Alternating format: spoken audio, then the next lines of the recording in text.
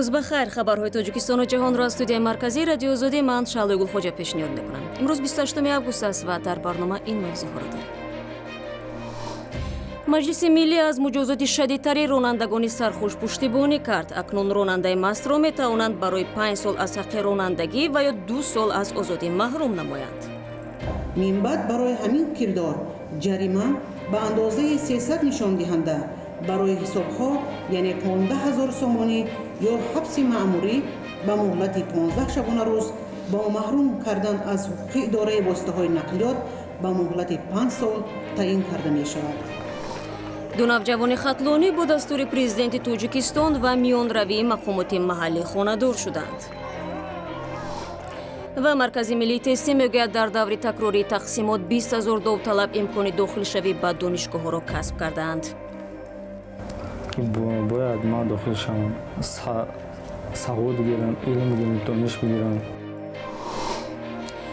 مرزبان‌های اوکراینی در مرز با پولشا و لهستان یک زن تاجیک را با فرزندش با گمان عبور غیرقانونی مرز بازداشت کردند. شهروند 48 ساله تاجیکستان را با پسر 9 ساله‌اش در حدود قطعه مرزی لوو آشکار نمودند. مقامات مرزبانی اوکراین میگویند تا صادر شدن حکم هویت بازداشت شده‌ها اعلان نمی‌شود. این زن نزدیکی‌های شب روز 26 آگوست در نزدیکی موضع بودسف بازداشت شد. او همراه پسر 9 ساله‌اش از راه غیر رسمی به طرف پولشا و یا لهستان روانه بود و در روی خط مرز از سوی مرزبانان اوکراین بازداشت شد. نسبت او پرونده مأموری کوشش عبور غیرقانونی مرز باز شده است. عین زمان او در بازداشتگاه موقت نگهداری شده، قرار است پگاه حکم دادگاه در نسبت او صادر شود. مقامات مرزبانی اوکراین میگویند که در دوام 6 ماه اول سال جاری از 10 حادثه عبور غیرقانونی مرز از جانب شهروندان تاجیکستان جلوگیری کردند. اوکراین و بلاروس با پولشا مرز مشترک دارند. چند سال اخیر 10 شهروندان تاجیکستان این قلمرو را با هدف راه یافتن به اروپا و ارائه عریضه پناهندگی استفاده بردند. برنامه را ادامه میدیم. اعضای مجلس عالی تاجیکستان در اجلاس امروزه تغییر و الهه‌ها به قانون تنظیم و عنعنه و جشن و مراسم ها را قبول کردند. اصلاحات به سند مذکور که با پیشنهاد پرزیدنت تاجیکستان صورت میگیرد هفته گذشته از سوی وکیلان مجلس نمایندگان تصویب شد. این تغییرات از جمله به شرط و شرایط برگزاری برخی مراسم های سنتی و لباسپوشی ساکنان داخل میکند. طبق تحریر نو جزا برای راندن ماشین در حالت مستی هم سخت‌تر شد. طاهر سفر در این باره جزئیات دارد. مجلس ملی تاجیکستان طرح اصلاح شده 2 سندی را تصویب کرد که جزاهای سخت برای قانون شکنی هنگام رانندگی مقرر کردند. در جلسه پلاتای بالای پارلمان روز 28 آگوست طرحهای کدکس جنایی و کدکس حقوق ویرانکنی مأموری قبول شد که بر اساس آنها در صورت رانندگی هنگام مستی یک نفر میتواند به مدت طولانی از حق نشستن پس رول محروم شود. مثلا این حال طبق ماده 332 برای اداره نمودن واسطه‌های نقلیات در حالت مستی جزای محروم کردن از حقوق اداره واسطه‌های نقلیات به مهلت 2 سال تعیین کرده می شود.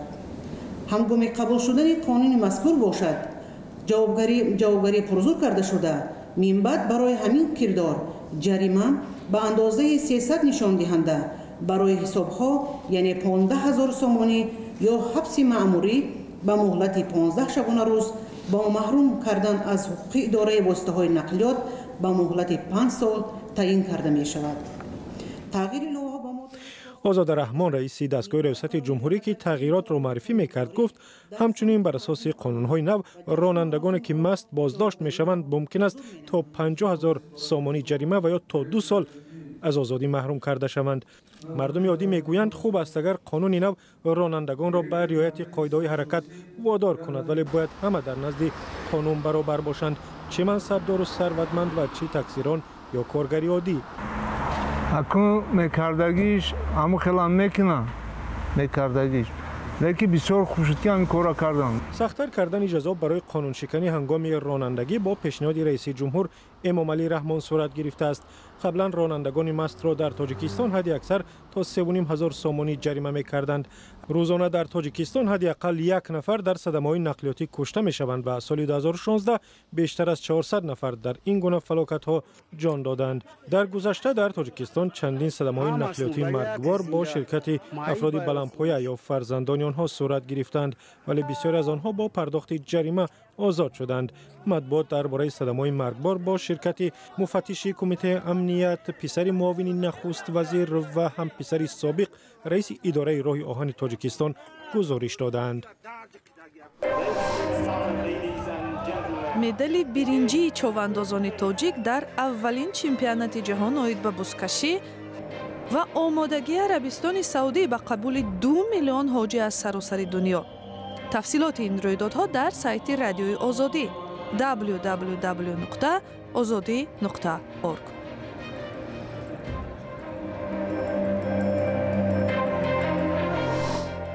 дар баробари ин матолиб дигар гузоришҳоро низ мо дорем. аз ҷумла дирӯз дар шаҳри қурғонтепа тӯи 2 сокини ноҳияи бохтар баргузор гардид. ин арӯсӣ чунин қобили таваҷҷӯҳ намебуд агар бо дастури раиси ҷумҳури кишвар барпо намегашт.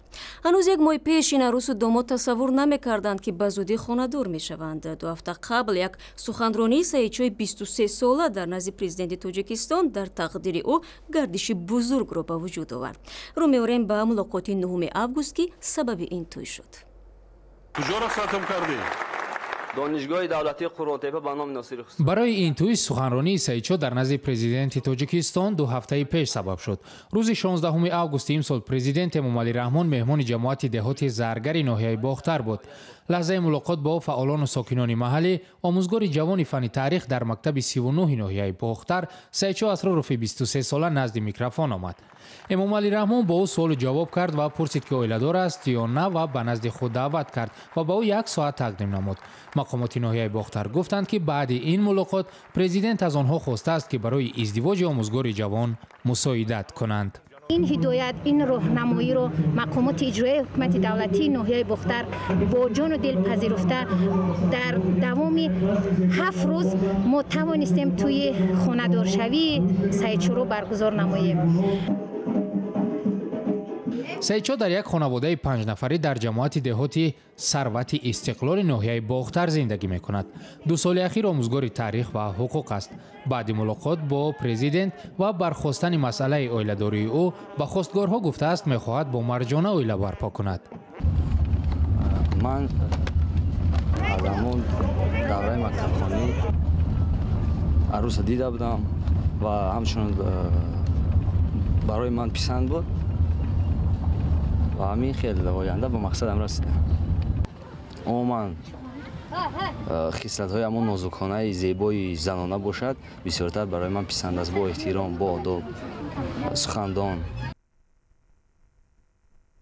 مرجانه خدای داد و میگوید از زندگی با شوهرش امید زیاد دارد و میخواهد به کارش ادامه بدهد. فکر میکنم که داماد آموزگار هستند، خوب است، من هم معلومات دارم، برای همین هر دو هم صاحب معلومات باشیم، این یکدیگر فهمی می شود. بسیار مهم است برای خلق وطنم خدمت نمایم، کسب خودم را دوام دهم، باز در آینده برای خودم هم در کار می شود. در مراسم تویشان سعیدچو و مرجانه لباس ملی پوشیدند. صحنه حولی عروس و داماد هم با گلدوزی‌های چکن آرا داده شد. در رفتن داماد برای عروس معاون رئیس ناحیه سعیدچو را همراهی میکرد.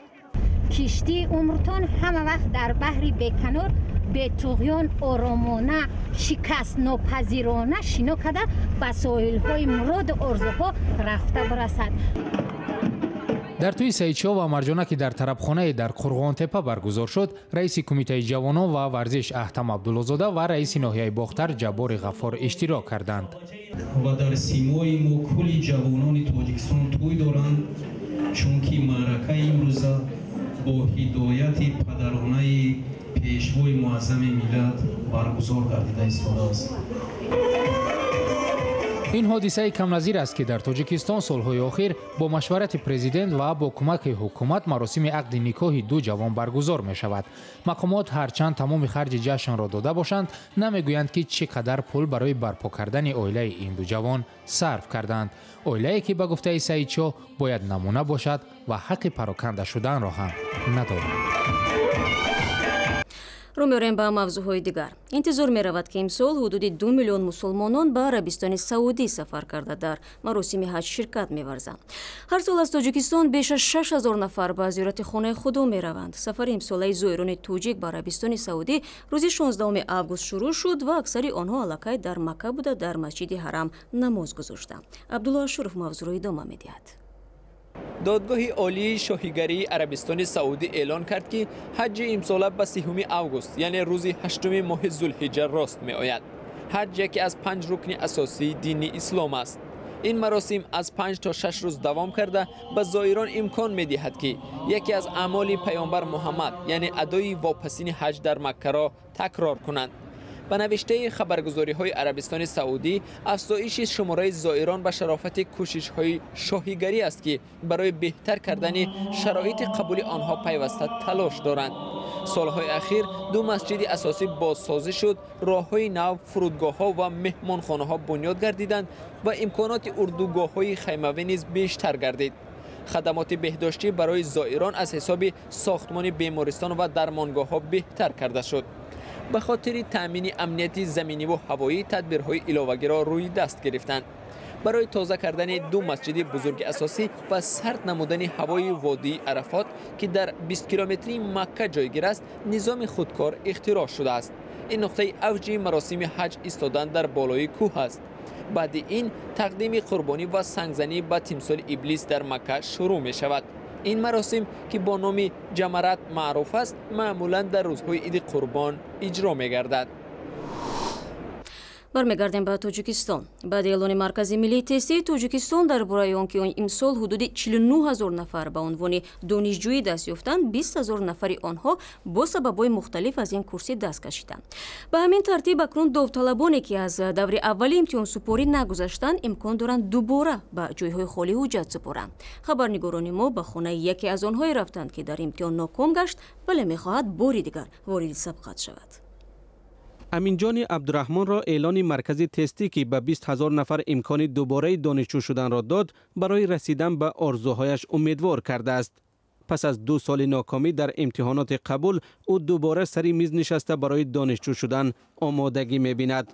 می‌دونم که باید من داخل شم سواد بگیرم، علم بگیرم، دانش بگیرم. امینجان سال سوم است که امتحان می‌سپارد و تلاش دانشجو شدن را دارد. 2 سال گذشته ناکام شد.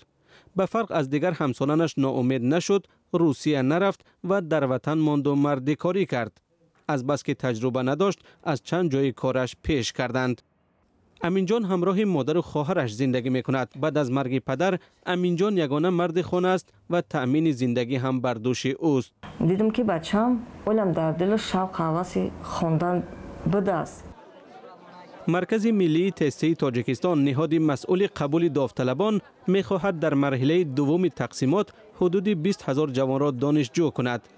مرکز ملی تستی مقرر کرده بود که تا 15 آگوست همه غالبان آزمون باید در دانشگاه‌های انتخاب کرده خود نام‌نویس شوند. در نهایت حدود 20000 جوانی که صاحب عنوان دانشجو شدند به دانشگاه‌ها نآمدند و جای آنها خالی ماند. مرکز ملی تستی برای انتخاب دانشجویان دوره دوم تقسیمات را اعلان کرد. این در حالی است که تا 1 هفته دیگر یعنی 1 سپتامبر در دانشگاه‌ها تحصیل رسما شروع شود. قهرمان ما میگوید به عقیده آنهایی که میگویند دیپلم در زندگی به کار نمی رود و امروز دانش مهم نیست راضی شدن نمی تواند. او هرچند حالا چیپته فروش تئاتر لاهوتی است اما وقت‌های فارغ از کار تعلیم میگیرد و امید دارد که روز دانشجو می شود.